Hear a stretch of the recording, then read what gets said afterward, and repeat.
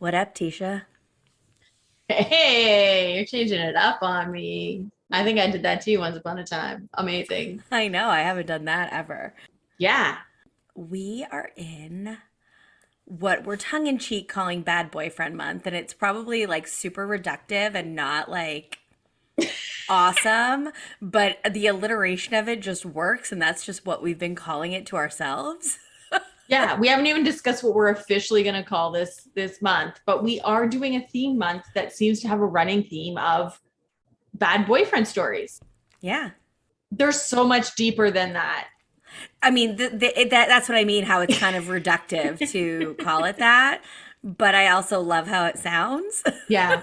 So, We're just gonna go with the bad boyfriend month and just know that it's from us, so it's not that surface. and we're actually hoping that we could get like a little compilation of maybe some like short bad boyfriend stories that you guys might have. Yeah. And we have designed a way for you to share like a little voice note with us. So it can be completely anonymous. And we'd like to maybe kind of clip those together and make something if we can. But we need people to tell us their bad boyfriend stories. And we know you have them. Everyone has the bad boyfriend story. Or a bad girlfriend story, bad relationship story. Any red flags that come up.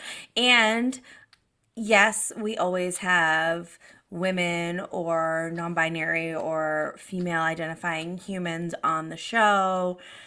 But if there are any dudes who listen, you are welcome to leave one too. Like Yeah. this is, open season to share your stories, and there I don't think there's a recording limit. Like, I mean, we don't want you leaving a 20-minute voice note. Because if you got a 20-minute story, you just tell us and we'll do an episode.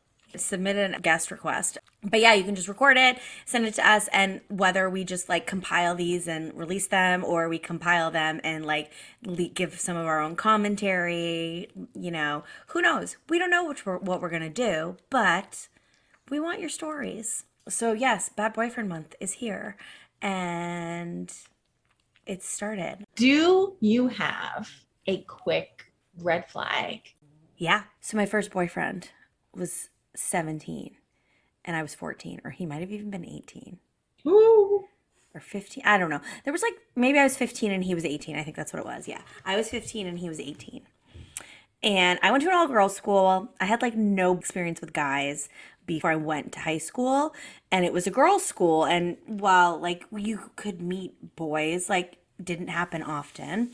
So this was a friend of a guy that my neighbor was dating, my good friend and my neighbor. So he was older, but he wasn't very smart. But I was like, oh, this boy likes me and he wants to kiss me. And like, like when you're 15 and like have not had much experience. Yeah. He likes you. That's it. Yeah, right. That's all you need. We've been hanging out for like a month, like, group things. And we finally had like a date. And we were at his folks' house and they weren't there. And like I was 15 and I loved me some Disney movies. So like legit we rented like Beauty and the Beast or something and watched it. And we're like, snuggling or whatever. Like we weren't even like making out or anything. I wasn't looking at him. We were watching the movie and he told me he loved me. Hmm. And even at 15, I knew that was weird. Felt a little cringe. But I also was 15 and had no experience, so I didn't know what to do, so I just said it back. Yes. Right? I can see that. Absolutely. Right? Like, Yeah. thankfully, he was a pretty, like, respectful 18-year-old. Like, I think of, like, a 15-year-old dating an 18-year-old now, and it's like, oh, like, dude's pressuring her for sex. Right. There was like legit none of that, like there was definitely some like making out and, age appropriate for me, probably not for him things. So anyway, cut to 3 months later when I broke up with him because I was finally like, this is fucking weird. He's like, but you said you loved me. And I think I was like, well, I don't think I really knew what that meant. But I was lying. And it's like, when I think about it, like when you talk about red flags, I'm like, I mean, I had one like really on my very first like official date. That was a fucking red flag. And I kind of knew it. Yeah. So you trust your intuition. Yeah. Well, that love bombing has come up in a lot of interviews we've done as of late, Well, yeah, for this hasn't month. it? Yeah. Yeah, love bombing is a thing. Yeah. And I think it's an easy thing to kind of fall victim of. Although I think it was just more like, oh my God, a boy likes me, right? Mhm. What about you? I know it's been a million years since you've Oh my dated, but gosh. I never online dated. Online dating did exist like before I had met my husband, but oh, definitely dabbled in Match.com. yeah, And no, eHarmony. I never had used any of those sites. So I have no online dating experience. Um, yeah, I mean, I have like stories that could be entire episodes probably, You but have so many stories that could be entire episodes. so I used to be a bank teller. I may have Yeah. told you the story before. I have no idea. I used to be a bank teller, and there was this guy who used to come in all the time and deposit money into his account. So he had an account that did not have attached to his bank card because he was trying to save money for a trip he was going on. Smart. So yeah, so then he's like, I definitely won't spend it. So he had to come in to actually put money in it. So Right. we used to flirt back and forth. And then like he actually started waiting for me, like if he wasn't the next, like if somebody else opened up before me, he would wait for me. And eventually he asked for my phone number and we talked a few times and we went out like, let's say we'd gone on maybe 2 dates. And then this one day he had come into the bank and it was Friday. And he was like, hey, like, I don't know what you're doing, but my friend and I, we're going to go visit his girlfriend at her work. She works at a bar. I can pick you up when you're done. We can go if you're interested. I was like, yeah, for sure. Like, cool. He took me, I swear to God, this is a true story. So we're going to go visit his friend's girlfriend at work who works in a bar, except Sure. it's a strip joint. And his friend's girlfriend is a stripper. No. So this is like, I'm going to say third date, something like that. And I'm in a strip joint, but I'm like, I'm going to play it cool. I can do a strip joint. It's fine. I'm progressive. I had been in strip joints before, if I'm being transparent. It's not my first go, but definitely not a date type situation. That's not a date. Yeah, I mean, definitely strip joint. No, okay. If he takes you to a strip joint, it's bad. Red flag. Red flag. So while we're there, this guy's trip he'd been saving up for was coming up, like it was in a few days. And his friend starts talking about how this guy who I'm had gone on a couple dates with, and I'm in some ways on a date with at a strip joint. Yeah. He's talking about how he's going to Jamaica with his girlfriend. So this guy I'd been dating actually had a girlfriend. Oh. And he didn't think to tell his friend ahead of time. That he was. What? Like, by the way, I'm bringing this girl. She doesn't know I have a girlfriend, because this guy was just like very casual. Like, I think he said the girl's name. I was like, what the fuck is going on? I'm kind of like, whatever. I'm pissed, but like, I'm not going to cause a scene. Well, you're also like not that invested in it, right? I'm not that invested in it. And I'm also like processing, like my mind is going like a mile a minute, like trying to figure out like what is going on here. And then he's like, I'm going to go get a lap dance. I'm like, I'm out. Like at that point, like he's going to get a lap dance. I'm going to leave. Peace. Yeah. I'm just going to leave now. Yeah. It's enough. Like you brought me to a strip joint. You have a girlfriend. Turns out you have a girlfriend. Now you're getting a lap dance. Like you're not the one. So he drove me there. I didn't have a car with me. Oh, this is pre-Uber. Oh yeah, this is pre-Uber. So I call a cab and I'm waiting out front, but I'm standing as a single woman In front of a strip club. which is not something you want to do, ladies. No. So some customer, whatever, is harassing me and the bouncer is like, come inside. He's going to deal with this guy. Okay, now there's like a whole kerfuffle because I guess this guy has caused problems before. I don't even know. There's this whole kerfuffle and I'm now inside and you can't see outside because like strip joints, like everything's blacked out. Yeah. So I miss my cab. In all this kerfuffle, the cab comes I don't see leaves. it. It leaves. So now I'm standing out front going, okay, what the fuck am I going to do? I'm about to call another cab. And out comes this guy. He's like, hey, I'm really sorry about that. Let me give you a ride home. Oh, he decides to show up now and be like So- a human. This is like the worst date of my life. And so I'm like, yes, please. Actually, that would be fucking fantastic. So on the drive home, I'm like talking to him about His girlfriend? his girlfriend.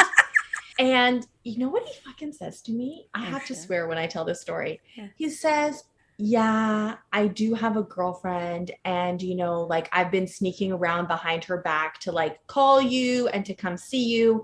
And I have a feeling like she's getting suspicious and that I'm probably going to get caught. And like, you haven't even made it worth my while. What? And he then basically suggested that I should have sex with him to have made all of this trouble he's been going to worth it because I have not had sex with him. Because you happen to be the cutest teller at the bank?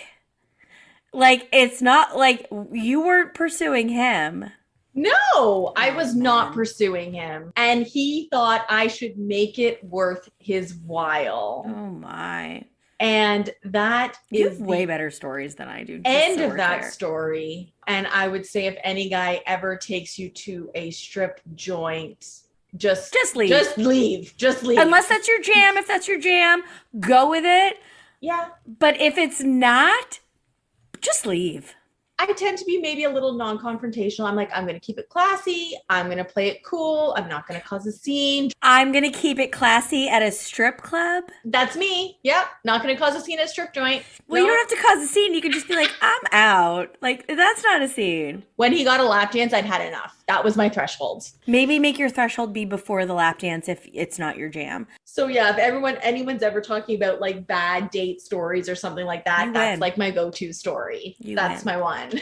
So this week though, we are talking with Heather Rovet, who, if you're in Toronto, in the spring, there was an article in Toronto Life about her story, and that's how we found her. It's a crazy story that, I don't know, she was great to talk to. She was really open with us. Yeah. And, really, really was willing to share it all. It's really horrible that she had to deal with what she did have to deal with. So the article was called The Many Faces of Jason Porter, and it came out in March in Toronto Life magazine. I will link it in the show notes so that you can go and read the story, but you're not going to have to read it because you're going to hear it from her yourself. So we hope you enjoy it. Leave us a voice note. Tell us about your dating red flag. Support us on Patreon. Because in conjunction with Bad Boyfriend Month, I've been sitting on this for a bit. We have Carling from the I Did Not Sign Up for This pod, who had told us a two-parter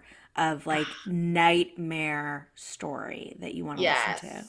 Yes. So I'll be releasing the first part, and definitely want to do that. And plus, you get a discount on our merch site, so get over there, join that.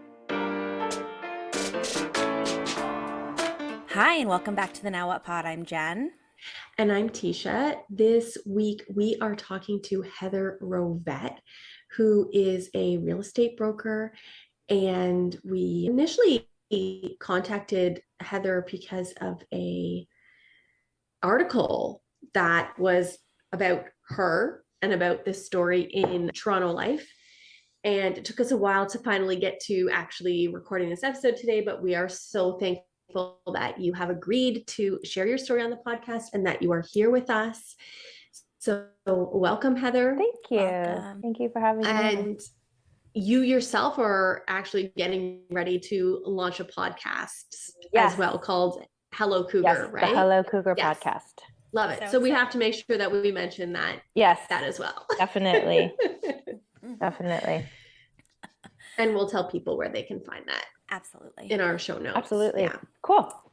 So you were saying before we started recording that you're just about a year out from this kind of, I guess, the culmination of the whole story. And this episode, I don't know if we told you, we're doing a theme month on bad relationships, narcissists, bad boyfriends, things like that, which the timing of it actually for us couldn't be more perfect. So I guess I know you're well versed at telling your story. So would you kind of take us through what horrors you went through last year? So in the summer of 2018, I had just finished renovating my condo in Toronto at Yonge and St. Clair, and the company I'd used to do the kitchen cabinets and the bathroom vanities, sent their service guy to do some fixes. And I mean, in a nutshell, I opened the door and I was greeted by a very cute, charming man who I assumed we were roughly the same age. And he came in, and after he finished what he needed to do, I kind of coyly asked him if he wouldn't mind helping me do a couple other things because I hadn't hung the towel bars or the hooks in the bathroom. And he said, sure, no problem. And we got to talking. I mean, in a long story short, that day led to lunch, which led to texting and talking, which led to a proper first date a couple of weeks later. And that first date led to a relationship that lasted just over 3 years. I was, for the most part, really, really happy, really head over heels in love. We had a pretty good time together. That first summer we were together, he rode a motorcycle. The first gift he ever bought me was a motorcycle helmet. We'd go everywhere on his bike. He had been in a relationship before me that it's hard to, because I know now it's all lies. Right. I knew whatever he told me, I believed it to be the truth. So he had said the woman he was with before me, he'd never really been in love with her. But when he found out she was pregnant, he said, for the sake of a child, you try and make the relationship work. But by the time I met him, it had sounded like he had been out of that relationship for a good 8 months, and that they were going through the family court system to work out custody and child stuff. And as a woman who's never had kids, I took everything he said at his word. But things were good. We had a nice life. I would run into friends probably like for the first 6 months after we got together, and people would be like, "You're just glowing," and I'd be like, "I fell in love."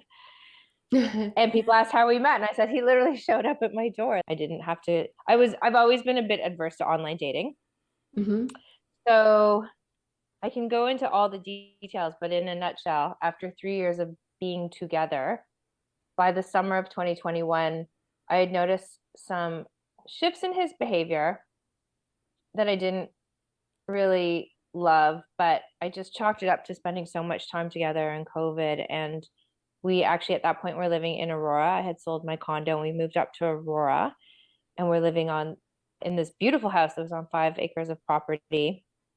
And he just started being, I don't know, he was working all the time, and something in him had shifted. And then the way this all fell apart was towards the end of July, we had a fight. And most couples, after you have a fight, you maybe take a day or two and you give it a breather and you make up. But this fight, a couple of days after the fight, he was still not able to forgive me for the comment I made, which was, so back it up to the weekend before, or the weekend of the fight, I was trying to get an answer of him. My cousins who lived in Aurora were having a barbecue pool party the next weekend, and I was trying to get an answer out of him when he might be finished with his son's visit so we could go. And he wouldn't give me a straight answer. And all I said was, "What, babe, you do your family, I'll do mine." And when I said, "You do your family, I'll do mine," meaning the whole time we were together, the family court had never been resolved. It just kept getting pushed and pushed. And he only had 2 supervised visits with his son a week. And I never met his son in the whole time we were together, because if I were to have met his son, his ex, who knew everything about him, would have had to have told me, which I think that's a whole other thing. I think she could have warned me, because when I first started dating him, thank you to Facebook, her and I had a mutual friend, a couple mutual friends, and one of my friends that used to go to junior school with her actually messaged her on Facebook, and she replied to my friend. This is like the first month I'm dating him. She replied to my friend, "I don't want to talk about that man. I'll let the family court decide." So she could have saved me. I don't know. I can't speculate. I don't know if I would have listened to her or if I would have just chalked it up to her being Yeah, jealous. exactly. But Because lots of women have received kind of warnings about Yeah. some guy that they're newly Yeah. mad about from the ex-girlfriend, and they think, oh, she's just the bitter ex-girlfriend, ex-wife, whatever. Exactly. However, And the man can be really good at being, oh, she's crazy. yeah, exactly. Right? Exactly. So, but the difference is if you Google him before the Toronto Life story came out, if you Google him by his real name, which is Jason Porter, there was stuff all in the news about him in 2011, 2012, because he had been arrested and basically was the original online Romeo defrauding women. And she knew this. But she chose not to warn me. So it is what it is. Like, Yeah. we all have our karma. So anyhow, so when I said you go do your family, I'll do mine, I'm referring to his visit with his son and his ex, because she supervised the visit. So yeah, so he just used that comment as a means to hold it against me. And I guess in his world, he was already moving on to the next person, unbeknownst to me, because I guess all the lies that he had been telling me for 3 years he couldn't keep it up. And the biggest lie of all was the family court stuff, because every week I'd be like, when are you going back to court? When am I going to get to meet your son? I had furnished a bedroom for him in the house. I'd bought this kid clothes, presents, toys, books, you name it. There was a room ready to go. I was so excited. We had this huge house, and we had moved to Aurora so he could be closer to his son, who lives in Richmond Hill. It was literally a 10-minute, 15-minute car drive from our house to where he lives with his mom. Okay. So 1 week after this fight, I went down to the city for a few days, came home. He still wouldn't come to sleep in our bed. He was, I haven't felt this low, Heather, since my mother died. And it just kept going on and on and on. And I was beside myself, being upset. And then he agreed to go to see a therapist with me. But then literally probably by the second week of August, he just stopped even sleeping in our house. Like, he stopped coming home. He said he was sleeping at the office in Toronto, or that he'd just be sleeping in the car. And I was like, but what? Like, we have this huge house. Like, we have because of that one comment? Yeah. Like, was it a big fight, like a brawl or anything? It wasn't like a full. So when I say brawl, I don't mean like physically. I mean like screaming. If anything, so he came home from his son's visit that Sunday, and he'd been gone all weekend. Friday night, he was out allegedly doing a quote for a new client, and then Saturday he was just tired. And I'm the type of person, I like to do things. I want to go out for dinner, or maybe want to go to a movie. I want to go for a motorcycle ride. I want to get out and do something. I don't want to be stuck in my semi-rural house in Aurora, where I didn't have a ton of friends up there because I'm from Toronto. And I was just feeling like the walls were closing in. So when he came back that Sunday from his visit with his kid, he said, "I'm still so upset about your comment. I need to go clear my head. I'm going to go for a motorcycle ride." I was like, well, I'll go with you. Because of him, I learned how to ride a motorcycle. I bought a brand new motorcycle. I'm like, let's go together. He's like, no, I need some time alone. I was like, fine. So he left, and I was so upset, and I just had felt like I'd been home for too long. I guess I had a couple drinks, and he was gone for a good 3 hours. And that's a long motorcycle ride. And I was actually starting to get worried. And then he came back, and I think I was definitely a bit buzzed at that point. And I even asked him, I'm like, are you cheating on me? Like, what is going on? And he said, no, never. You're the love of my life. Never want to be with anyone else. I just need some space. I'm really upset by what you said. I'm like, okay. And then he's like, I need a cigarette. I remember this. He's like, I need to buy some smokes. I'm like, fine. So we went out again. And I'm like, albeit in Aurora where we lived, it's easily 10 minutes to get anywhere. So he was gone for another half hour, came back. And at that point, I think my mom actually thinks he drugged me, but I don't really recall exactly what happened, except what would happen is 6 weeks later, he would claim to the police that I had assaulted him that night. And he had evidence to prove it. But you have to understand, he's just shy of 6 feet and probably weighs 200 pounds, and he's muscly. There's no way I would have hurt him, but I don't remember. Like, I don't remember all the details, and I don't know if that's because I drank so much or I'm just have blocked it out. But that night he left, and I cried myself to sleep. And then the following a couple days later, I went to the city, came home. He was still upset with me, so I went away to visit some other friends for a few days up in Collingwood, came back, and we never slept under the same roof again. He just wouldn't forgive me. And he would say things like, I haven't felt this low since my mother died. I don't know if I'll ever be able to trust you around my son because of and it just kept going on. And by the end of August, we had actually gone to two-hour counseling sessions with a good therapist, but it was never going to make a difference because in his mind, literally, he had checked out. Now, what I know about narcissists and the cycle of narcissistic abuse, he had already just completely, what's the last stage? There's idealization, devalue. He had discarded me. He was done with our life. He was out the door. I remember once he would come by the house every now and then in August, either to get more clothes or he needed a place to hang out, I guess. And I just couldn't understand what was going on because it made no sense. We had this beautiful house in Aurora. I had bought a business in the end of 2020, which was a furniture and decor business. And this house was so big that I had transformed the entire lower level of the house. Essentially, it was about 3,000 square feet with 14-foot ceilings and its own walkout. I turned that into a furniture and decor showroom. So you'd walk in and you wouldn't know you were in my house. It was beautiful. Right. And I never in my wildest dreams thought that it was going to end how it ended. Meaning, even when we were going to therapy and I was crying myself to sleep every night in August and I was trying to figure it out, I thought we were going to work through it. And I remember at one point, a girlfriend came over with this shaman lady to my house in August. And the shaman lady was like, your house is so beautiful. I can feel the loving energy here. And I told her what was going on. And she said, all you have to do is tell him that you're here and you're holding the space for him. And when he's ready, you're going to be here with loving arms. And I told him that at one point, and he was like, don't put that pressure on me, Heather.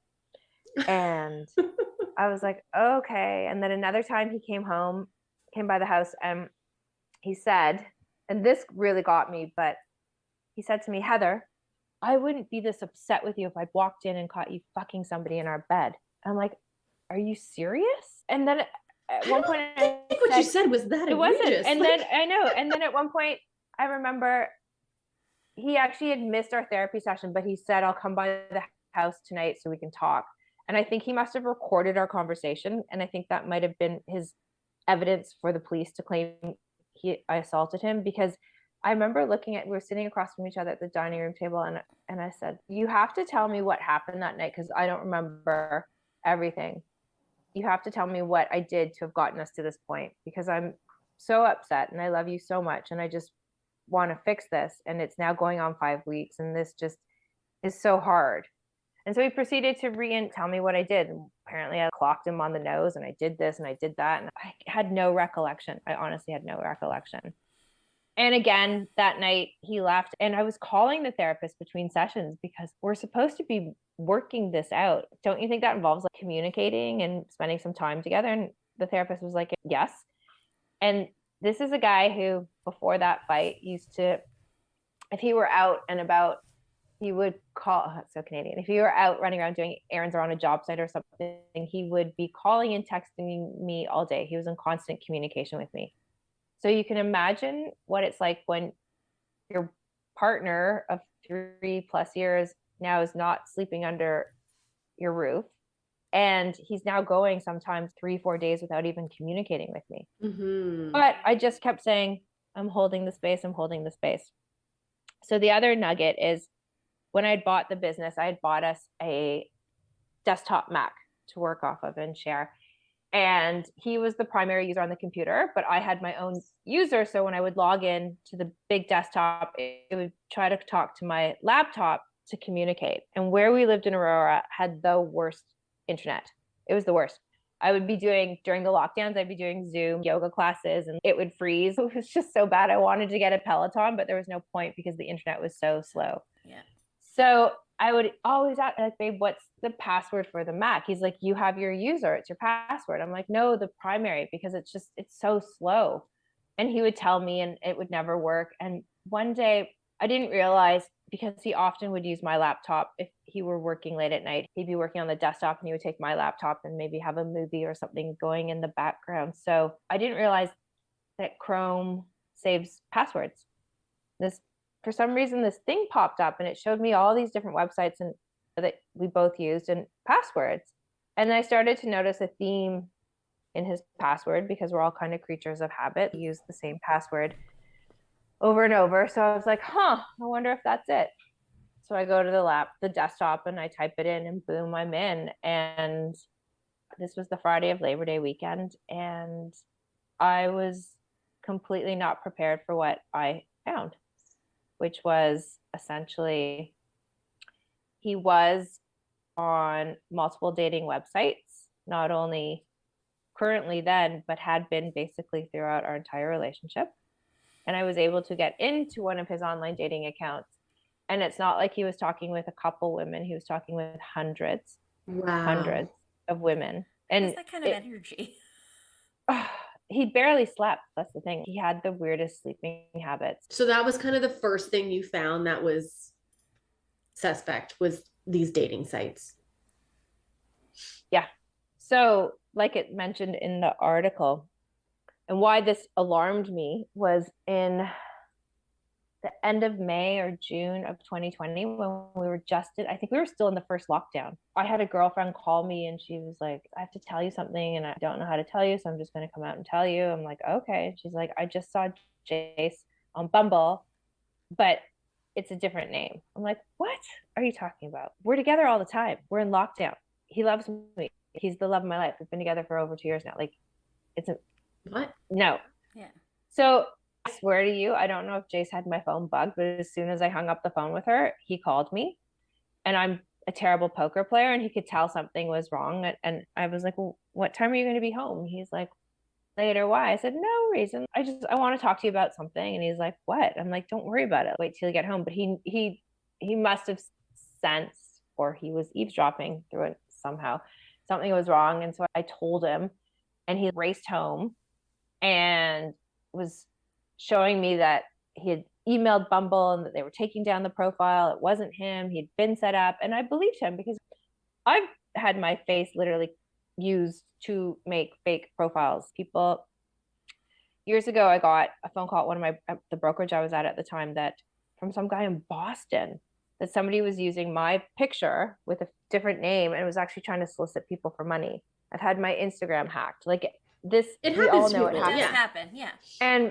And he told me he thought it was his ex's brother-in-law who must be doing this to get back at him, because apparently he had some dirt on his ex's brother-in-law and it was retaliation. And I was like, I guess.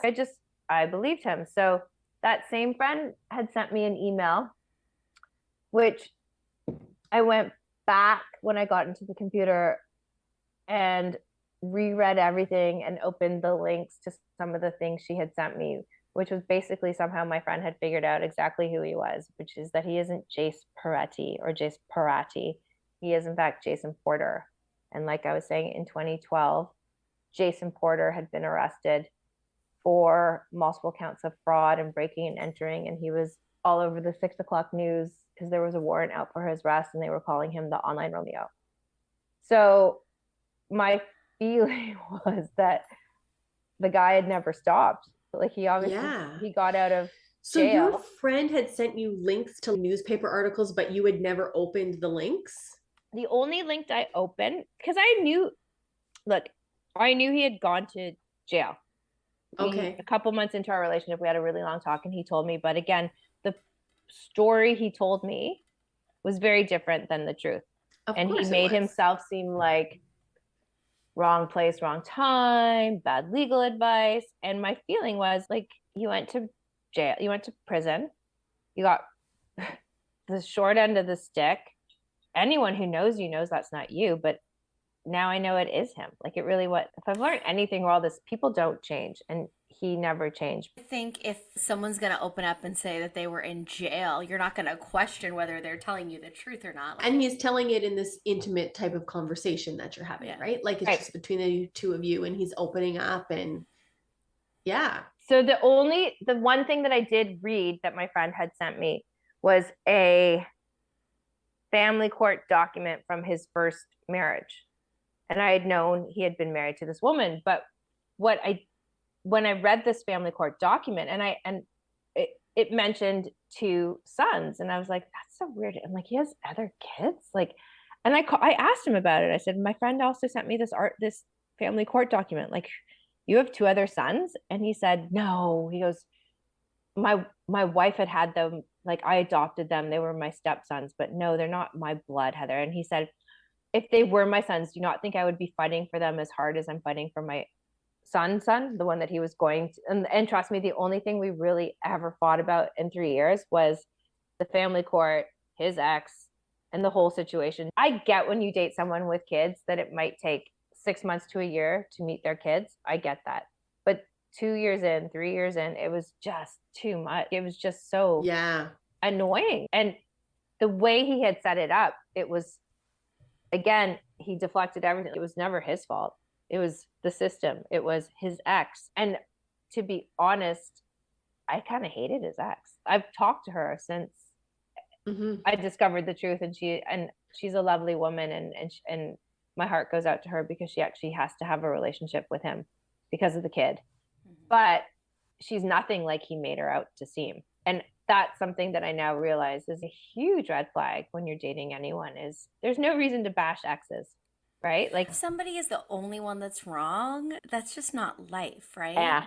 Yeah. But I guess what I realized there, sitting at the computer that day, when I went back and realized, like, read that email, did some more Googling, found more stuff in the computer, it was as if our relationship were a house of cards and it just came crumbling down. Everything was a lie. Everything was a lie. Those were his kids. He was constantly online. The other thing, my mom, for a couple months, like in the late spring, early summer, kept saying she was missing things. She was like missing a Gucci purse, and she was missing this bracelet, and they live between the country and the city. So she's like, maybe it's in the city. And then she'd go to the city. She's like, no, it's not there. She's like, are you sure you haven't seen this stuff? I'm like, no. And she's like, well, I guess she goes, it must be the cleaning lady. So she asked the cleaning lady who had worked with her for a long time, and she got so insulted she quit. So then she did. So then my mom hired another cleaning service. So I guess like a Molly Maid's, where they send in a few people to clean. This is in their country house. And you have to also understand, where my parents live in the country, especially during lockdowns, they're on a 65-acre farm. People don't break and enter. Not only that, but being the ages they are, they really didn't go to a lot of places. Yeah, because a lot of older people were very afraid. I mean, a lot of people in general were very afraid, but yeah. So it wasn't like anybody broke into their house. Right. So I found in the computer, in one of his many email accounts, pictures of my mom's jewelry, Kijiji ads for him selling it, and I was just sick to my stomach. Oh my gosh. Yeah. I couldn't believe it. But I'll tell you this, when I first got into the computer and started seeing you've been matched, blah, blah, whatever the emails are, I couldn't believe what I was reading. And my first reaction, I called him, because I was like, this doesn't make any sense. What is going on? I called him and he didn't answer right away at all. I'm going to say it was like 3:00 in the afternoon. He didn't call me back until about 9:00 at night. So you can imagine how long I'd been in the computer for and how much more I found. Oh yeah. I had so many screenshots. It was insane. I just kept screenshotting, printing this. It was crazy. And he finally called me back, and he was a bit cold on the phone, and he was like, you called? So I decided I was going to play it as cool as I could to not give away what I had discovered. And I just said, yeah, you're my boyfriend. We're supposed to be working on us. Like, what's going on? He goes, well, I figured you were going away for the weekend. It's the long weekend. I'm like, well, up until like a month ago, Jace, I did everything with you on the weekend. So no, I'm not going away. I said, I actually have people coming to the showroom tomorrow, so I'm working. And then we talked a bit more, and he said, well, I'm feeling better. I'll be home soon. Or he goes, this will be over soon. I'm like, over soon? Like we're going to break up, or over you're coming home? He's like, no, I'll be home soon. He goes, well, why don't we do something on Sunday? And so we decided he would come by the house and we'd have dinner on Sunday. And I think I paused and I said something like, I feel like I don't even know who you are anymore, Jace. And he was like, what do you mean? And I was like, I don't know. How can we go from doing everything together to being so distant? And that's when he said, don't worry, it'll be over soon. And then I remember hearing crickets. And I don't know about you, but I grew up in Toronto, and you never really hear crickets in the city. Because I asked him, where are you? He said, oh, I'm in Toronto. We just got back to the workshop. We're unloading the truck. I'm like, you guys are working really late for a Friday night. He's like, yep.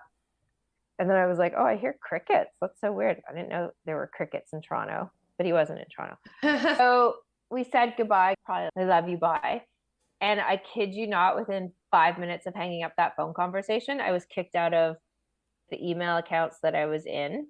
And the one online dating site I was on, all of a sudden it was like, we're sorry to see you go.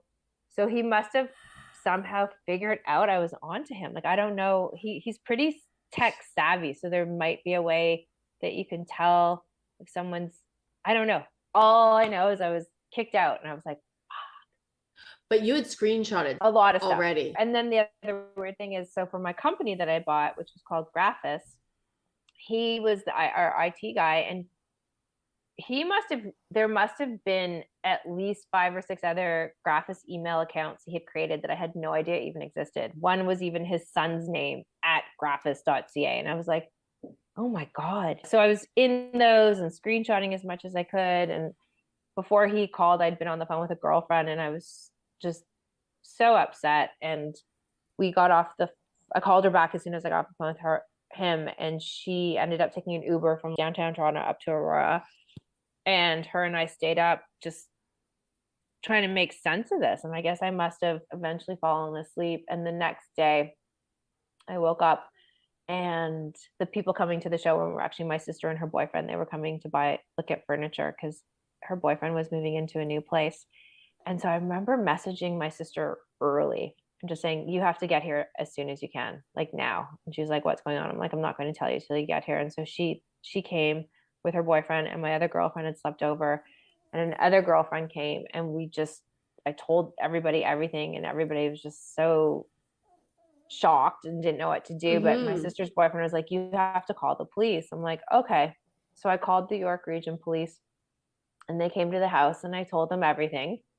I'm like, look, it's the online Romeo from 10 years ago, and he's still doing it. Like, he's still, look at all these messages, like, look at all this. And they're like, it's not a crime. I'm like, but you're not worried? They're like, well, has he hurt you? And I said, physically? And they're like, yes. And I'm like, well, never really. I'm like, not on purpose. He's never beat me. Yeah. And I'm like, but he hasn't been here in like 5 weeks. Like, he stopped sleeping in our home. Like, oh no, it's because I said to the cops, I'm like, well, I think I'm going to change the locks. We were renting this house. And they're like, well, you can't. You're both tenants on the lease. I'm like, he hasn't slept here in 5 weeks. I'm not worried about it. And then I said, well, what about, here's proof that he's stolen my mom's stuff. And they're like, well, that's up to your mom to go to her local police and report. And I was like, wow.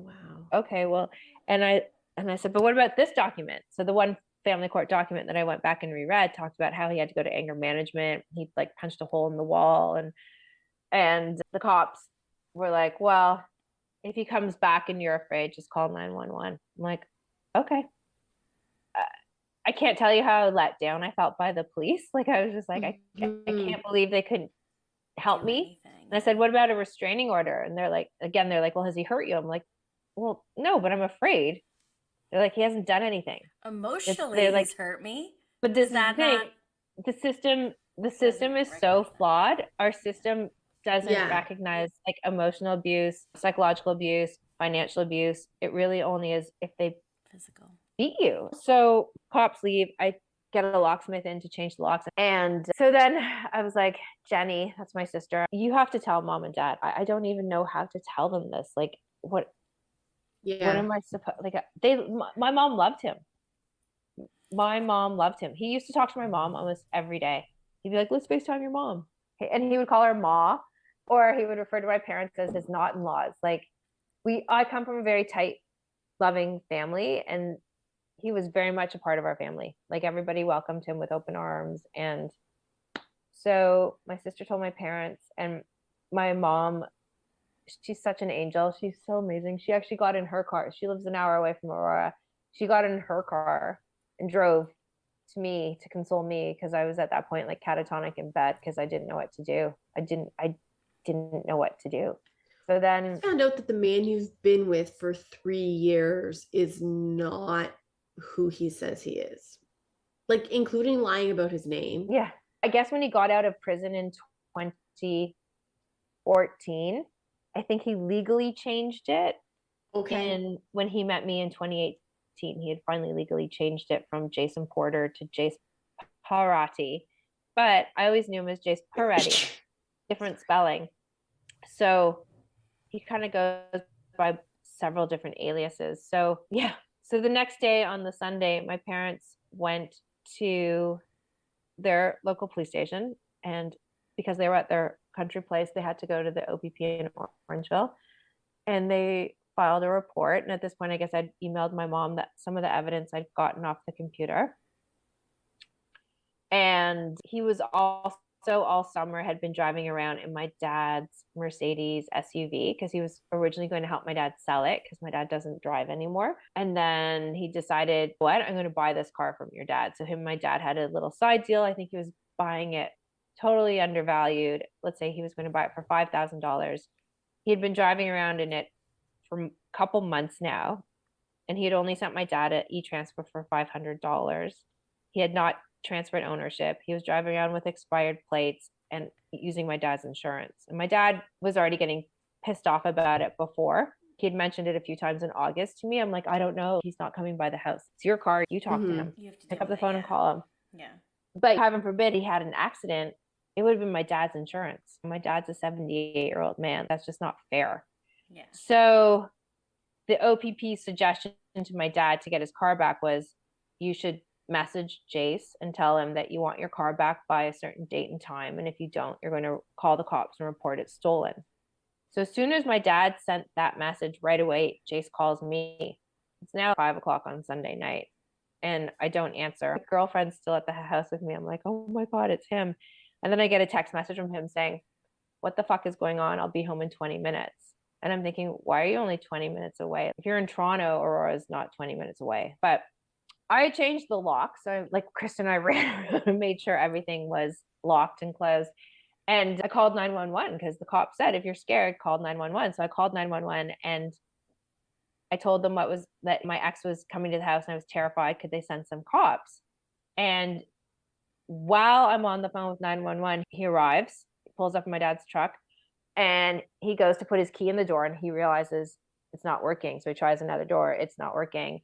Next thing I know, he's coming in through a window, and I don't know, somehow he managed to unlatch a window from the outside. They're the kind of windows that cranked open. So I don't know how he managed to come in through the window, but he came in through the window.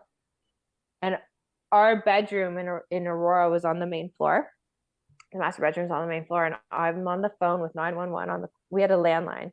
And I come running out. I come probably full adrenaline and in shock. And I'm just start screaming, you're such a liar. I know everything's a lie.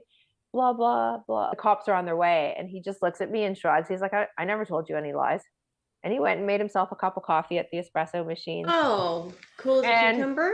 Yeah, cool as a cucumber. And I'm shaking and just like honest. When I say like adrenaline, I'm ah. So your friend is with you though. My friend's with me, but she's terrified. So she's hiding in the closet on her cell phone. She's in my walk-in closet on her cell phone talking to my parents while I'm on the landline with 911. So I guess eventually I hang up 911 because the cops are there. They send 2 cops, a guy cop and a girl cop. The guy cop takes Jace outside, and the woman cop keeps me inside, and then they go and chat, and then the woman cop comes back in and she says, we're now just waiting for the sergeant. I'm like, well, the sergeant was here yesterday. Why are you waiting for the sergeant? They're like, because he's claiming you assaulted him. I'm like, good Lord, are you kidding me? So back to the fight in July, I apparently assaulted him now, and he's trying to use that against me to get me in trouble. So my friend who's in the closet is talking to my parents, and I'm relaying all this to her, who's relaying it to him. It's Sunday night of Labor Day weekend. My parents get on the phone with my cousin, who used to be a Crown attorney, who puts us in touch with a criminal lawyer. And within 10 minutes, I'm on the phone with a criminal lawyer who's representing me, because I'm not going to jail for this. Is ridiculous. I did nothing wrong. Yeah. It was so crazy. It has these elements of sensationalized trauma, because all of a sudden I'm being accused of being the bad person when I'm fully the victim in the whole thing. My whole world just got turned upside down, and then I have to deal with the fact that I might be arrested for assault. Like, oh my God, I'm squeaky clean. I haven't even had a speeding ticket in years. You're not the one who's done time in prison. Right. They don't seem to care that he's got this criminal past. It doesn't seem to make any difference to them. Wow. It's preposterous. So the lawyer talks to the sergeant, like we all talk, and then apparently Jace has decided not to press charges tonight, but I'm told that he has every right to be in the house, and even though he hasn't been here in weeks, he's reinstating his rights to the house, and he's moving back in. I'm like, he never really moved out. He just stopped coming home. And I looked at the cops and I'm like, but I don't feel safe here with him. How is that going to work? And they were basically like, well, if you don't feel safe, ma'am, you should And leave. you can leave. But I'm like, Yeah. my business is in this house. You understand? I run a furniture and decor business, and it's all in this house. How do I know if I leave, he's not going to pull a moving truck up and rob me blind? And the sergeant said, well, you each are only allowed to take what's yours. And I'm like, Who's oh my in charge God. of like that?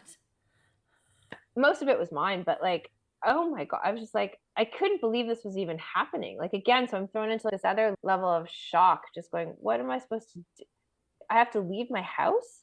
This is so insane. So I had to give Jace a new key. The cops watched me hand over a new key. I was like, fine, here you go. And Jace said he wasn't going to stay here tonight, but he would be back tomorrow morning. So the cops left, but Jace stayed for a little bit. And what he did after the cops left was he took the house in Aurora. There was a front room with 2 French doors, and he took a phone cable and wrapped it around the 2 doors so I couldn't get in. And he proceeded to erase the computer. Now, I'd gotten a lot of the stuff off the computer, but I didn't get everything, because in my wildest dreams, I never thought he was going to Come back and do that. Come Right. back through a window. and then erase the computer. So the cops had left. They let him go in the car, and I was just like, this is nuts.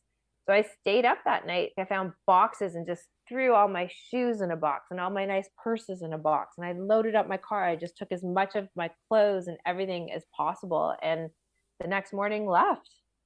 And I never slept at my house again. Wow. And yeah.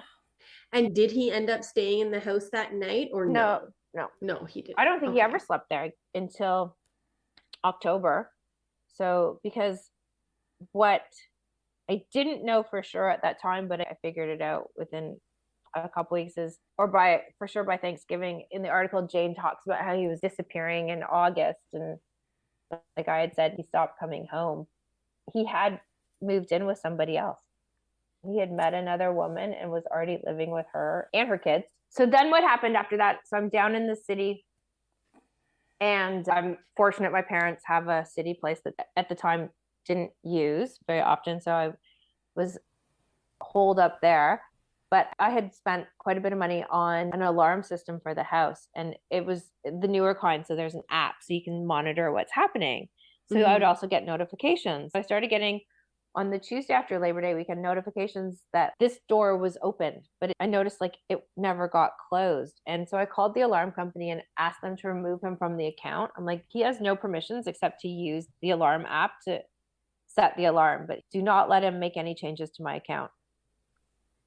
And they said, okay, okay, okay. And basically what he was doing that day. So I actually called my one next door neighbor, because where we lived in Aurora, there we lived beside a vacant lot. And then our other next door neighbor was quite a ways away. But I called her to ask her if she could go by my house just to see what was going on. Because in my mind, I'm thinking, oh my God, he's pulled a moving truck up and he's emptying my furniture and decor business. Yeah.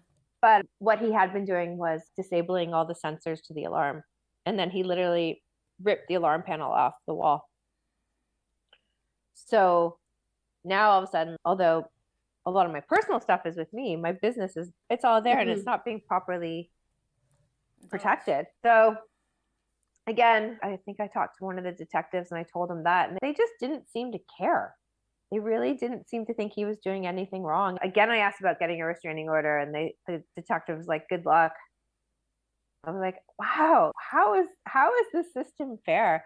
What did work in my favor was when my mom did press charge. So my mom went to the cops, and about a week after that, so now we're the second week in September, the cops, the OPP did press charges for my mom's stuff. So he was arrested, but because the evidence was so small compared to what was actually stolen, I guess they felt at the time he was released on his own recognizance. So he never had to make bail. He never had to do anything. He has to live by the conditions on his arrest, which include not communicating with me, not going near me or my family, but it left the Aurora house in this really weird gray area. So I didn't really need to get a restraining order in the long run. It just went from bad to worse. And then next thing, I had to hire a lawyer just to communicate with him so I could get my own stuff back from the house. And every time I went to the house in Aurora, I had to be escorted by police. He made it very difficult. And the last time I ever talked to him, though, the last conversation we ever had was the day, I guess because my parents' local OPP would have been Orangeville. So apparently, I guess Orangeville OPP called Aurora or OPP. And as a favor to Orangeville OPP, Aurora OPP was going to arrest him. So I guess they must have called him and said, you're being arrested. We can either come to the house or you can turn yourself in. So my mom called me. She's like, where are you? And this would have been, I think, a Monday, the following Monday after Labor Day. And I said, well, I'm in Aurora. I'm at the house. I have a guy from a staging company coming to look at stuff. And she said, you might want to leave because I just heard from the OPP that he's being arrested at the house today. I'm like, seriously? And as soon as I hang up the phone with my mom, I hear him come up in my dad's truck because he's still driving around in my dad's truck. And I guess he came back to the house to drop off the truck and pick off his motorcycle. And I could see him in the garage because one of the things I noticed the alarm panel missing is there were some doorknobs missing from the house. So I could see him. I was looking through the hole where the doorknob was into the garage. And I was like, he's like, I see you, Heather. And I'm like, yeah, well, I see you too. And he's like, can I come in? Do you want to talk? I said, about what? And he goes, this is the last time we're probably going to get to talk. And I'm shaking and I'm so upset. And I let him in. I said, fine. And so I let him in. And I'm sitting down at the kitchen table and he's leaning against the island. And he proceeds to tell me that I was the best thing that ever happened to him. I'm the love of his life. He was on his way home that night to work things out with me. And that he never cheated on me. And quote unquote, I never stuck my dick in anyone else. But the weirdest thing happened in that moment too. It was like I got split in half. And there was part of me that knew he was totally lying.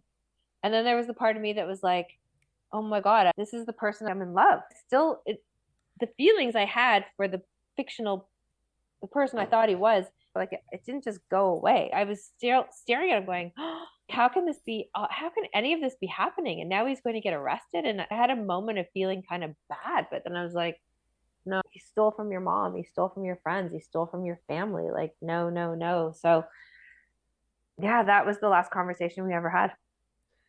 I can see that though. And he's saying, you're the love of my life. And that's what you'd believed for so long. Like he was kind of playing to that side of you, right? Mm-hmm. Probably hoping that the charges are going to go away. Yeah. Right? Well, they're not. It's just taking a really long time. He left me with a mess, like a huge financial mess to clean up. I didn't realize that he had taken things out in my name or my company's name and hadn't paid for them. I was starting to get collection notices. Not so much loans, more like he would ship something. Like I wouldn't know what he had shipped, and he had shipped stuff and put it in my company's name and never paid UPS or never paid Purelator. And he never paid a single hydro bill or gas bill or the bell bill, like none of that. And he had put something else in my name. I can't remember now, but I had to pay off some stuff just so my credit didn't get destroyed. But I just finally finished doing my personal income taxes expenses for it because I'm a bit behind for 2020 and 2021.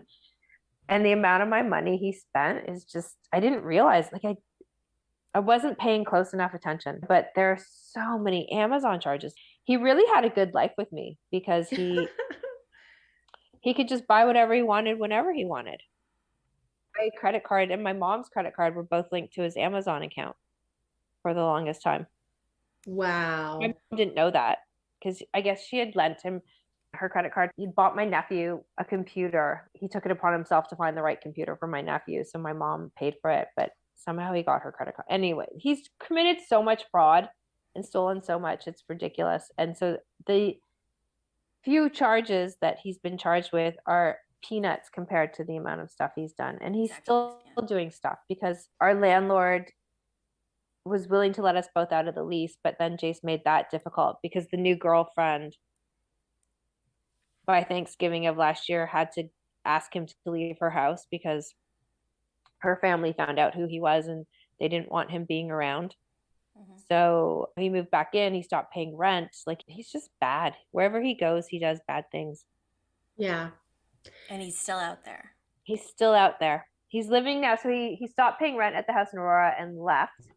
Did like a midnight run. I think that by that point, I'm guessing that the last little while he lived there, I think the gas and electricity had been cut off at this point. And the landlord told me that when he finally went back in the house, I guess Jace never cleaned out the refrigerator. So with everything being turned off, everything in the refrigerator was rotted, and it was apparently like disgusting. Terrible. Yeah, he's just a bad person. Like, he's a really bad person. And so where are you with all of this now? Like, I'm imagining there were probably some pretty dark days there for you. Oh God, yeah. I mean, this time last year, so it's early October. So this time last year, It's just been like a month out of finding. Yeah, I was still, I guess, just trying to make logistic sense of how to move myself out of this house and what to do with all my stuff as well as the business. I tried to sell as much as I could, but there was a lot of stuff and I couldn't walk away from it because that was my investment and that was supposed to be my future. So I spent he cost me so much money between just the lawyer bill, movers, storage. Plus there was a 2-week period between when I did my personal move and the business move that he didn't respond to my lawyer.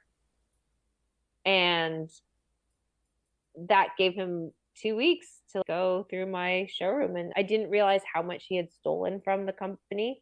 They're just little things like throw blankets and pillows and knickknacks. And he stole some lamps and a really expensive lighting fixture. But I didn't realize it because he graciously gave me 1 day or half a day to go in and pack up the business. And so I went with an army of friends and family, and we just all went in there and just like pack. So I wasn't able to do a proper inventory. I just had to get all boxes and get it out. And then the next day I went back and the movers took it away. But I still have days where I can't believe it. And I've since the article came out, I've talked to other victims. I don't know if victim's the right word, but like other women he has been with, both with it before me when he was with his ex and a couple during our relationship. I still have gaps in my story timeline with him, which now if he never went on these guys' weekends, because apparently he has no friends. So if he wasn't going on guys' nights or guys' weekends, well, where was he going? If he didn't work at Oracle, where was he going if he didn't have the family? So that was the other thing. When I sold the furniture for his kid's bedroom and hid it under the bed. So it was a captain's bed. So it had these drawers that were like feet deep, but the bed's 3 feet wide. So behind there was a crawl space. So I found a stack of his family court documents with his ex. And the saddest thing of all is it had been the final order came through the family court in February of 2019 that he was only ever going to have his son twice a week for supervised visits. There was no family court case. There was no family court lawyer he had retained. It was all a lie. So all those days that he was supposedly going to family court or meeting with his lawyer, or where was he going? So I still have gaps in my story where I'm like, where was he going? And it's gross now to think that I basically have to think every time he left the house, he wasn't doing anything good. I feel like every time he left the house, he was either on a date or stealing or selling some stolen goods. I feel like he's just such a worthless human. Do you think it's changed the way that you think about people or your ability to trust people? Like, has it changed your worldview? Yes and no. I mean, I still believe in love, and I feel like when I'm ready, I'll be able to trust and fall in love again. I did try dating just this past summer, but I'm just not ready to be with anyone right now. I think, if anything, my red flag radar is so alert and I see things differently. Yeah. So behaviors or comments that before this happened that somebody might say to me now, I hold on to things. It's almost like I'm listening with clearer ears. I feel like, if anything, it's made me sharper. It sucks because most people I've ever been with before him, there's always been some common ground. Like, you either have some friends in common, or Toronto, we all know, is really like 2 degrees of separation. So everybody kind of knows everybody somehow.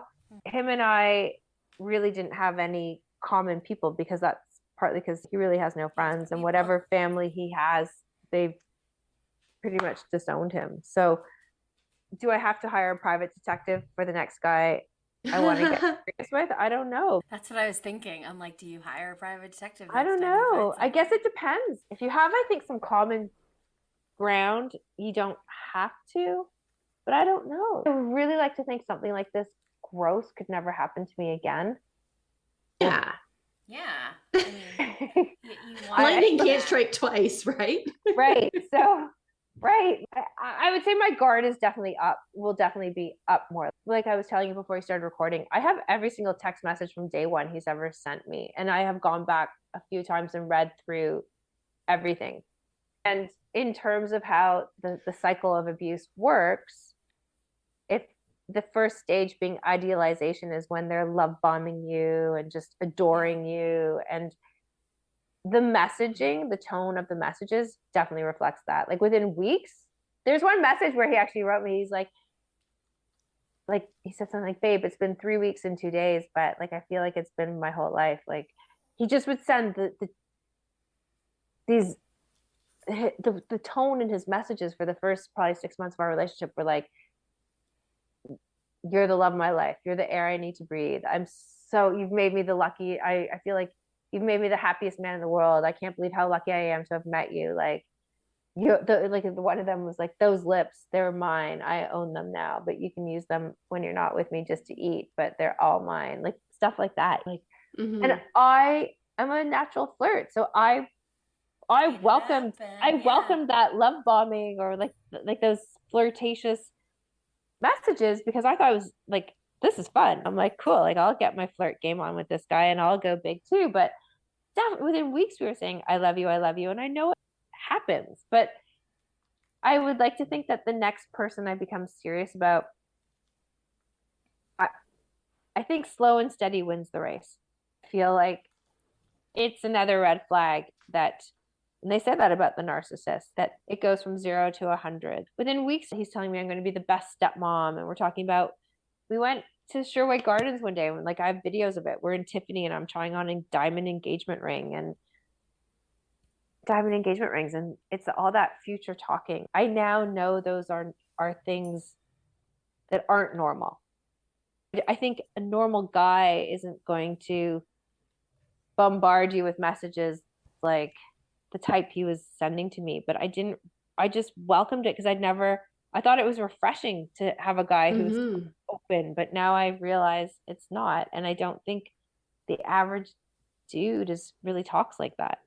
But I would say it hasn't left me, I'm not cynical and I'm not jaded. I definitely think we're human beings and we fall in love and relationships can be beautiful. And believe me, in my not knowing and being in love with fictional Jace, I thought I had a pretty good relationship. Sure, there were some red flags, but again, he would talk his way out of them, or he would love bomb me even more. So I would stop asking questions. So nothing was as screaming until I literally got into the computer and realized what was going on. So when you look back, aside from the love bombing in those first 6 months, when you look back at things, do you in retrospect can kind of see those red flags? Oh, yeah. They were there? Okay. Yeah, in a way. Well, I think it's weird that I never, like, the biggest red flag, I guess, is just the fact that I never did meet the kid in 3 years. Like, had it been a normal situation, should have never dragged out that long for what it really was, because he wasn't married to that woman. It really was just about custody, and I'm so glad she got full custody. I feel kind of bad for that kid because he does get to see his dad twice a week, and for 3 years I would sit there and hear stories and watch videos and listen in on FaceTimes, and that little boy definitely loves his dad, but at a certain point they can't keep lying to this kid. But the family was another, but his mother was dead, and his stepdad, after his mom's death, just kind of moved on, and he hated his dad. But I now know that every parental figure in his life is dead. He had told me his biological father was still alive, but I don't know why he told me that, because he's dead. The money with him was always a bit, like, I just couldn't understand. Like, I'm like, but if you're working for Oracle and you're making this good salary, why don't you have money saved up to pay your half of the first and last month's rent? How is it you don't have this kind of money? Why are you spending from my business bank account? Right. And it was always child support, paying the lawyer, family court. And I mean, the thing of it is the good excuse for where money is going, number one. And number two, I mean, even if someone who does have children, like, I don't know anything about family court and how that goes, right? Yeah. And it's one of those things that, how much do you want to ask or know, or what is the appropriate question to ask, especially like in the early stages. And then you probably get to a point a couple years in where it's almost like, maybe I should have asked this question before. Now, can I ask it? Yeah. And then COVID kind of changed the whole world, right? All of a sudden, everything took longer, right? Yeah. And we're on lockdowns. And to be honest, I thought it was fun. The first couple weeks of it, I was like, this is crazy. Every day we had the World Health Organization website up, and we're watching the numbers grow, and we're locked in at home, and we were living in a 1,000 square foot condo then too. I thought it was all kind of, I don't know. I loved it. In a way, I kind of loved the fact that we were forced to be together that much. I thought it was kind of fun. You were in love, and you got to just like hang out together, right? Yeah. I mean, that makes sense. Yeah. Mm-hmm. And the family court, it provided that perfect alibi. Yeah. Exactly. Yeah. And I realized too, in a way, because he kind of set it up so well too, to make it seem like early on in our relationship, he said something to me like, Heather, if you're a 10, my ex is a 2. And he's like, you're so beautiful, and you're just so this, and you're so, like, he would pump my ego up and kind of put her down. And then when I offered to go to family court with him one day, he's like, no, Heather. So in January of 2019, I actually took him for a consult with a family lawyer, because his ex had hired a really nasty one, a good one, but one that I've had friends use for their high profile divorces, and he's nasty. So I was like, you need proper representation, thinking that they were going to trial and all this stuff. So I took him and paid for a consultation with this lawyer who I thought he had retained this whole time. But in that meeting, the lawyer said a couple things. And one of the things she said in that meeting was, because at that point it was January, the trial was supposed to be starting in March. She said, Heather has every right to meet your son, but maybe best until we have a settlement to not introduce her so as not to rock the boat. And he would use that comment that the lawyer made throughout the entire rest of our relationship. He'd be like, and the lawyer's name was also Heather, and he'd be like, you were in the room, you heard what Heather said. Heather said that we should wait till there's a settlement. I'm like, that was 2 years ago. Do you really think she feels the same way now? This is preposterous. Surely not. And he's like, she just keeps saying that we should wait until it's settled. I'm like, okay. And it got to the point where I actually just stopped caring. Yeah. I kind of felt like it's really just the two of us, and we love each other so much, and we have this awesome coupledness. And I would almost sometimes think, like, unlike his ex, because they had a kid, it was always like they'd only been together a couple months when she got pregnant, and I was like, they never really got the opportunity to be coupley. Well, I liked it because I got all the attention. Yeah. So it wasn't so bad. It's almost like it was hard to miss what I didn't know I was missing, except towards the very end, I was starting to get a little, I remember I was starting to get a bit resentful. I just was starting to feel really left out because I wanted to be part of it, and it was just taking so long. Yeah. It was never Twice good. a week, he's going and meeting with his kid. Right. And so twice a week, you're not there. Yeah. And I was happy for him. And I never, ever wanted to take that away from him. I would send him off with snacks. His ex told me, like, she thought he had changed with me because I guess I provided such a nice, stable life for him. When he would go on his visits while he was with me, he was kind and attentive and present. And she said since the dissolution of our relationship that his visits, he's been a bit up and down, a bit bullying, often on his phone, takes calls from the new girlfriend, things I would never do. I would always send him with healthy snacks like apples and carrots. And I always made sure he was going prepared because I was like, this will look good in court. They can't say he's not showing up for his visits without a change of clothes and this and that. You set up a bedroom for this kid. You were ready to welcome him into your home, obviously. Yeah. And he knew. I know. I remember the day I found those documents under the bed.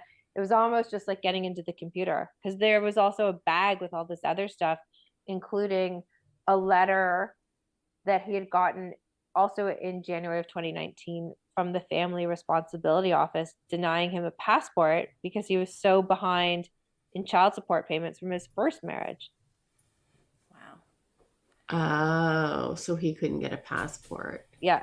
Next thing, they should take away his driver's license because I don't think he pays any child support. And then finding the stack of documents for the family court, and all of a sudden I'm reading through them and realizing, oh, he was up to all of this no good stuff the whole time he was with his ex too. He never stopped doing it. Wild. I know. So yeah, you're right. Lightning doesn't strike twice. There's no way. Hopefully he goes back to prison. Hopefully. Well, there are some charges pending. Yeah. It's going through the court system now. It's taking forever. Yeah. He knows how to work the system too, right? Like, oh yeah. Well, that's he's been partly doing why this for a long time. Yeah. Like, so when the cops came that night, he wasn't, maybe he was nervous and he just wasn't showing it. But this is probably the longest he's having. Like I said, I learned a lot about his past from the article as well. And it sounds like this is probably the longest stint he has been out of jail. Wow. Because I think before he'd been, like she says in the article, like he cycled in and out of jail. So he needs to go back. Because he's good at what he does, right? He's good at what he does. This is the thing about narcissists, right? I think they are good. He's also definitely got psychopath tendencies too, psychopathy, because narcissism is he definitely has that. But when you add in all the criminal elements, it's just, I don't know. It's very interesting though. So after everything, I went to Thailand for the winter because I knew I needed to just get away or else I was probably going to have a nervous breakdown. And I just wanted to go far and warm and for at least 2 months. So I went away, and I started since then reading up on all these psychopathy, sociopathy, narcissism, anti-borderline personality disorder, you name it, I've read up on it, and they're very overlapping, a lot of the traits. Yeah. And that's just you trying to piece together what the fuck happened. Yeah. And it's Right? also really hard to admit I was abused. I was in a very abusive relationship. I wasn't getting punched in the face, but I was definitely being manipulated, being controlled. I'd lost my personal sense of power. He took that away from me. The moving to Aurora, like, do you think that was because a lot of times you hear about with narcissists and abuse, they try to separate you from your family and friends? Yeah. Was that made to seem like a joint decision? But do you really think that that's more what it was? He had planted it in my ear, like that he, from early on in the relationship, that he was more of a suburban guy. Like he was happier in the suburbs.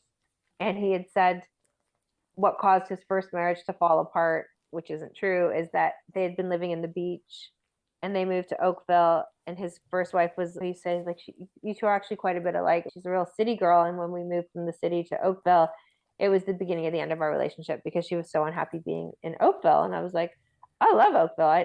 I was okay moving out of the city. I was ready to try something different. And I think had COVID not happened and we moved, I might have felt a bit more isolated, but I was already feeling isolated because of COVID. I swear, it's like it worked so well in his favor. The timing of that. I would imagine you guys wouldn't have lasted as long had I wonder because, again, he used to always say to me too, he's like, you always have to think as a parent, you have to always think 5 steps ahead. There were some times in our relationship where we might have a little tiff and he would look at me and be like, are you breaking up with me? And at the time I couldn't really pinpoint what the tone was, but now I think he was saying that almost in an incredulous way because I think at that point he probably didn't have a plan B yet. So I think when he met this woman that last in July or August, it was the perfect next segue for him. And I think he realized too, after getting out of prison, that it's great to be with a woman who has means that he can kind of sponge off of. So, yeah. I mean, who wouldn't want that? Right. And the sad thing is, like that. I'm not going to be a narcissist about it. Although the Toronto Life article is out there, that's just one little article, right? Not everybody reads Toronto Life. So, right. Unless you Google the person you're with, but it's easy enough for him to change his name again. Well, yeah, he's done it before. Exactly. He'll obviously do it again. I feel like he is savvy enough in all of that to make it, work in his. And that's the other thing with the criminal system. You need hard evidence for them to pursue your claim. You have to have some pretty darn good, solid evidence. Right. And how do you get evidence when you don't know you've been stolen from? Unless you plant cameras and catch him on camera, or you catch him selling it, it's very hard to prove what he's done. And who would even think to have any of that stuff? I know. You're right? It's messed up. Yeah, it's pretty messed up. So you spent last winter in Thailand. You tried dating this summer. It didn't work out for you right now. Yeah. Which is super, I think, understandable.